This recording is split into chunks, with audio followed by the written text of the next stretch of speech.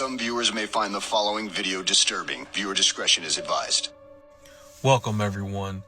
Today we're going to be talking about toxic love. This is the story of Amy Carnavali. Amy Carnavali was born in Danvers, Massachusetts on April 13th, 1977. She would be born to her mother, Cynthia Gill, and her father, Michael Carnavali. For the most part, Amy would have a very happy upbringing. Both of her parents had very decent jobs and was very, very loving towards Amy and her brother. It had actually been stated that on multiple occasions that Amy would actually randomly just dance with her father. People would go and say that Amy Carnavali was a very contagious, positive person, and would say that she had a smile and a laugh that was just contagious. You couldn't help but laugh or smile whenever Amy was around.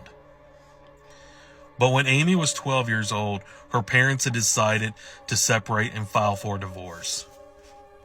And Cynthia would take Amy and they would leave their home of Danvers, Massachusetts and move to the town of Beverly.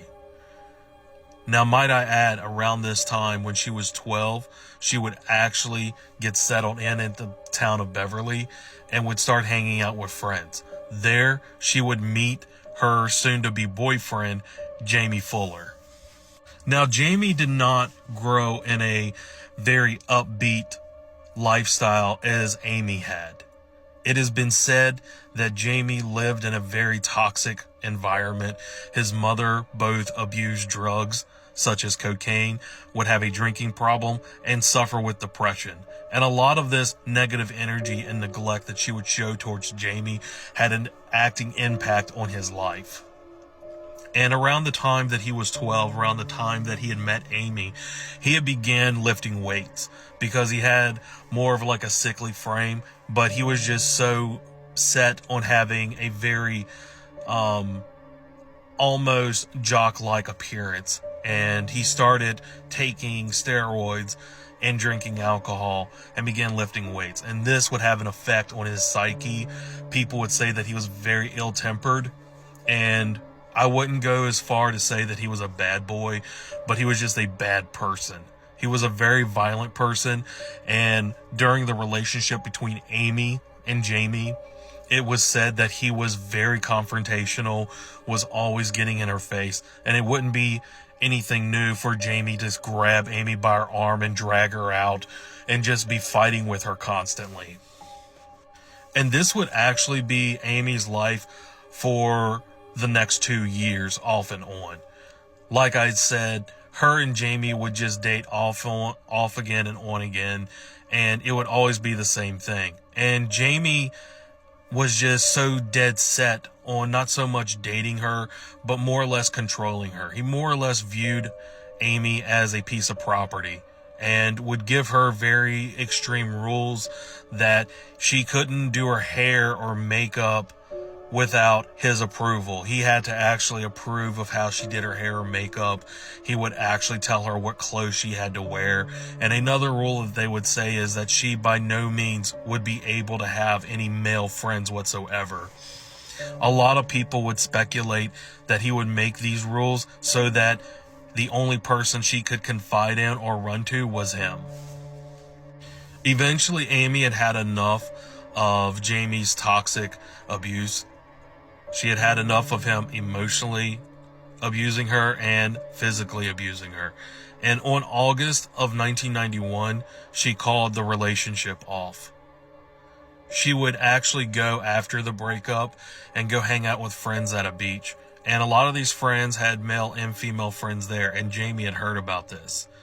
And he would sit around with his friends and tell them on multiple occasions that he was sick and tired of her shit, and he was going to kill her.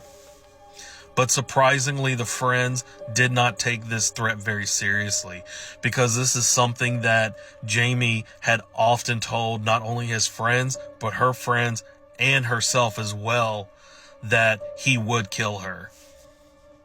One of the friends even testified that instead of going to authorities or an adult to talk about the threats that Jamie was actually saying, they would say that other people in the group, instead of being concerning, they would actually goad him and edge him on by telling him things like, "You don't have the balls to do it."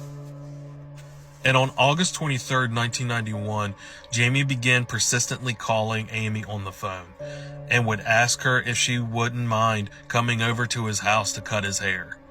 It should be known that one of Amy's biggest passions was when she left high school, she actually wanted to go to be a hairstylist.